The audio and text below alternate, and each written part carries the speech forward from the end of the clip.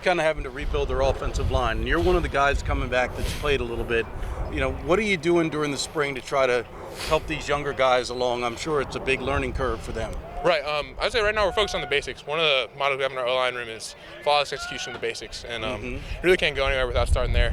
So just basic footwork stuff. It all builds on each other, and but yeah, if we can establish that foundation, we can start to put in the more complex things we do later on. But we got to get going with foundation stuff.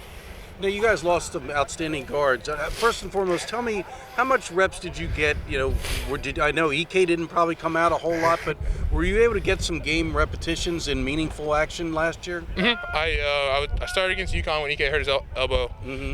I finished the East Carolina game when he initially hurt it, and then played UConn the next week.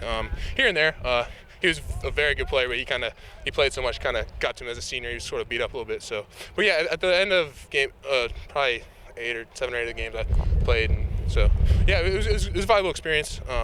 Definitely not where those guys were, the EK Bins and the Joeys and Gastons and whatnot, but yeah, I would say I got some valuable experience. So did Andrew Wood was in there, Robert Lindsey was in there, so yeah. Sure. Well, I know they jokingly called EK Technique K because he was so sound. How far do you have to get to the point where are you still learning things at this point in your career? I don't think you can ever be done learning. Even with EK, he was always the kind of guy who'd keep working. It would never be I'm the best, I'm on top, I'm all conference this, whatever. He was very humble, very aggressive in his approach to get better. So, but yeah, I certainly have a long way to go to possibly reach where he was. But I mean, I don't like to compare myself to him. I try to get better from my last practice and keep getting better every single day. This offensive line is the engine that really makes this offense go.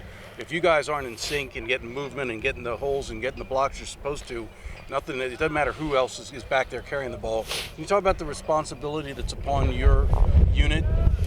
Certainly. I mean, they talk a lot about setting the tone, and it starts with us. So, I mean, yeah, you're right. If we're not getting movement, if we're having missed assignments, like it's very, very much obvious thing if we're missing blocks and things like that. So, I mean, yeah, we have not that the backs don't have responsibility. They're carrying the ball. They have a lot of difficult assignments too, but it all starts with us. We literally first things.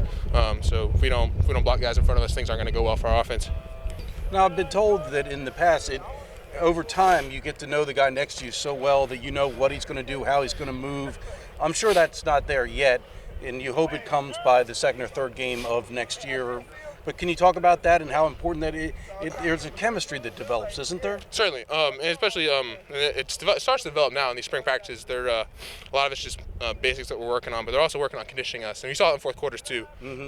But yeah, the more you're out there with the same group of guys, you don't necessarily have to make the same calls over and over again, so you can sort of read what he's going to think or how he's going to adjust his steps to if a linebacker's walking up or if a down lineman's in a different technique than what he had been. You can count on him to recognize those things and adjust what he's going to do. All right, thank you, Adam. Appreciate your time. Yes, sir. Okay.